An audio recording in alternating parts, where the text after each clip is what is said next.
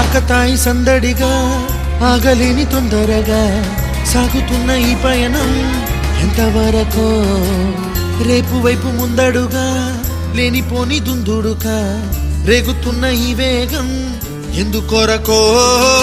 మట్టికి మబ్బుకి వేళ